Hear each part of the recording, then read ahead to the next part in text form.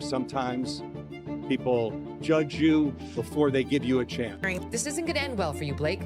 Sorry. Parties, of course, meeting for the first time in court today. It was about a 90-minute. 90 minutes.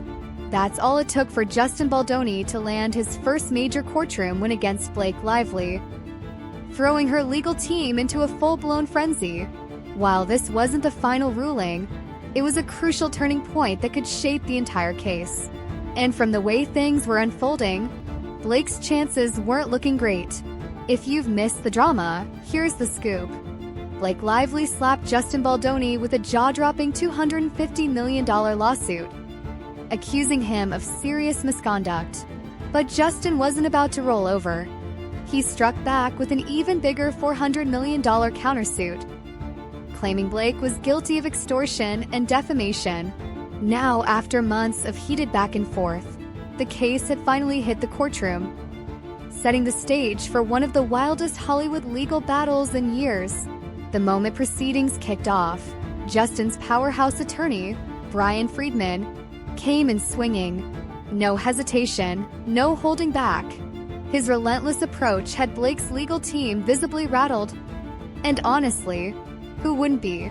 This is the same man who once vowed to sue Blake into oblivion, and judging by his courtroom strategy, he was dead serious about making it happen. Blake's attorneys were so rattled that they scrambled to silence Brian Friedman with a gag order, desperate to stop him from making any more explosive public statements.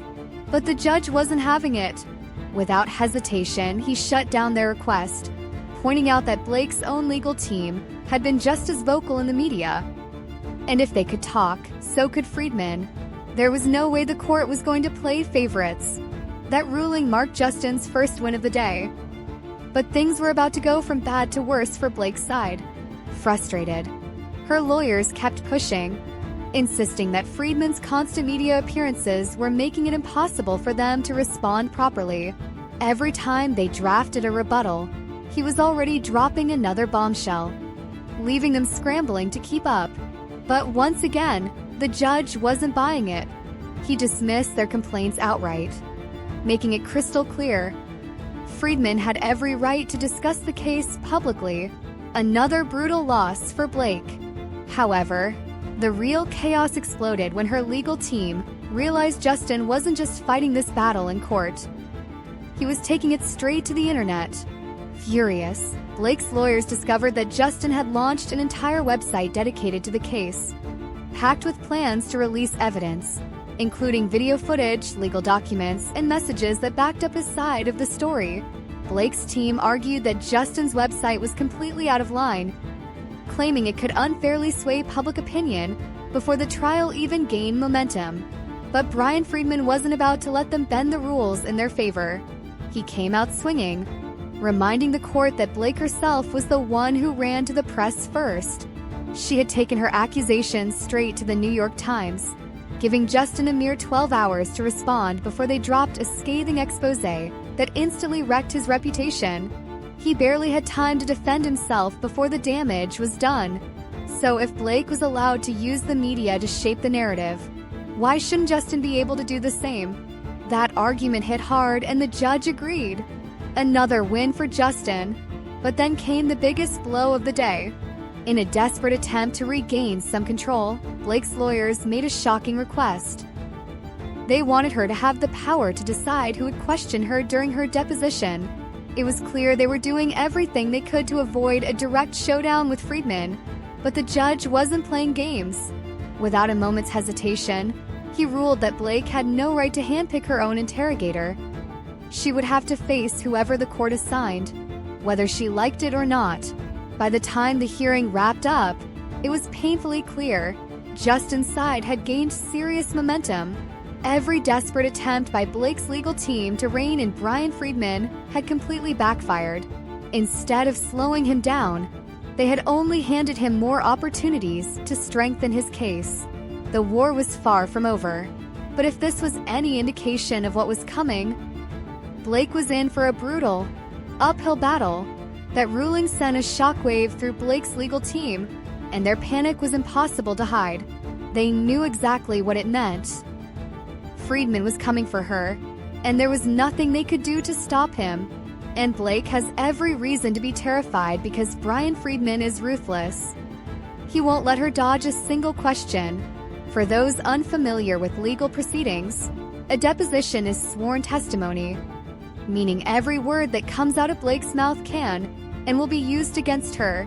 A trial, there are no carefully crafted PR statements, no lawyer-approved deflections, just direct, unfiltered questioning under oath.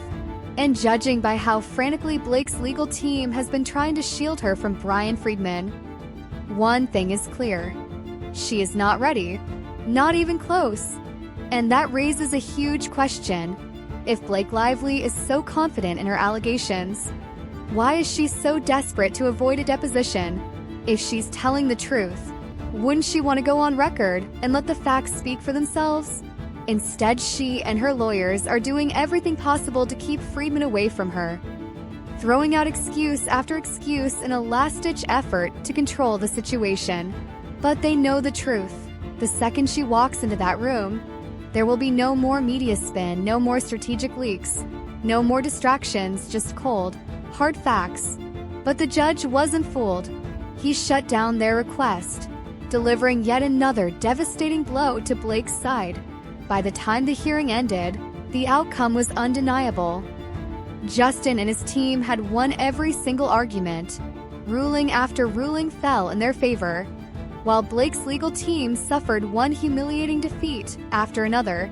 And just when they thought things couldn't get any worse, the judge dropped the biggest bombshell yet. Both lawsuits, Blake's $250 million claim and Justin's $400 million countersuit, were being merged into a single case. That means there won't be a long, drawn-out legal tug-of-war. This is going to be one massive, high-stakes courtroom showdown, and the trial, it's officially scheduled for March 2026, unless, of course, they reach a settlement before then. But let's be real, if this case actually makes it to trial, Blake is in serious trouble. She has already lost multiple key legal battles before the case has even properly begun. If this downward spiral continues, she could end up in a courtroom where every single piece of evidence Justin has gathered is laid bare for the world to see. And this isn't just about the legal fight. It's about the court of public opinion. Her once flawless reputation, it's cracking. Some fans are still standing by her, but others, they're starting to ask questions. Doubts are creeping in. Meanwhile, Justin is working relentlessly, collecting every single receipt, making sure he has all the proof he needs to turn this case against her. And if there was ever any doubt about how far he's willing to go, just look at the website. An entire online hub dedicated to the case. He isn't just fighting this battle in court. He's making sure the entire world sees his side of the story. And honestly, it's a brilliant strategy. Blake used the media to take Justin down, and now he's using the internet to fight back, turning her own strategy against her. At this point, Blake needs to face a harsh reality. Is it worth dragging this battle out, or should she cut her losses and apologize before she completely destroys herself? Because if she loses, it won't just be a hit to her reputation, she'll be on the hook for a staggering $400 million. And that brings us to Ryan Reynolds. Where does he stand in all of this? If Blake loses, it won't just damage their public image. It's going to cost them both, big time. That $400 million figure, it's higher than their combined net worth. If this case doesn't go her way, it could financially ruin them. Maybe it's time for Blake to swallow her pride, find a way to make peace, and step back before she gets completely crushed in court. Because right now, Justin Baldoni isn't just winning, he's dominating. In the courtroom, online, everywhere.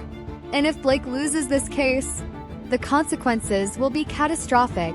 A $400 million payout isn't just a financial setback. It's the kind of crippling blow that could wipe out Blake's career entirely. That amount of money doesn't just sting, it destroys. Even with Ryan Reynolds' fortune backing her up, a loss this massive wouldn't just drain their bank accounts. It would leave a permanent scar on their public image. Hollywood may forgive scandals, but it never forgets financial disasters. and a judgment this severe could leave Blake with no viable way back into the industry. But this isn't just about money. If she loses, she's losing far more than just cash. She's losing credibility, influence, and any real chance of being taken seriously in Hollywood ever again. Hollywood may thrive on drama, but it also respects power, and right now, that power is shifting straight into Justin's hands. He's coming in with proof, winning key legal battles, and controlling the entire narrative while she's struggling to keep up. If Blake keeps pushing forward, she risks becoming Hollywood's ultimate cautionary tale. An A-lister who played the game too aggressively and lost everything in the process. And the fallout wouldn't just stop at her career. Reputation is everything in Hollywood. Once it's gone, getting it back is nearly impossible. Studios won't want to touch her. Brands will quietly distance themselves. And even directors and producers who once admired her will start second-guessing whether she's worth the risk. Because let's be real, no one in Hollywood wants to invite unnecessary controversy. And while redemption arcs are possible, this isn't just some PR scandal she can laugh off in a casual interview a few years down the line. If she's found guilty of defamation and extortion, it won't just be a career setback. It could permanently destroy her public image. Meanwhile, Justin is gaining momentum. With every legal victory, Justin isn't just fighting back, he's taking control. And in Hollywood, people love a winner. He's methodically tearing down Blake's claims, one by one, while positioning himself as the real victim. Someone who is unfairly attacked. And with every court ruling in his favor, it's getting harder and harder for Blake to spin the narrative back in her direction. But let's be clear, this legal war is far from over. There's still plenty of courtroom drama ahead, more shocking twists, and likely some major public meltdowns as both sides keep fighting tooth and nail. The stakes, they couldn't be higher. And the longer this drags on, the worse it looks for Blake. If she doesn't find a way to regain control, or at the very least, minimize the damage, this could go down as one of the most shocking Hollywood downfalls in recent memory. So stay tuned, because this is just the beginning. The tea is still brewing, and there's no telling just how messy things are about to get.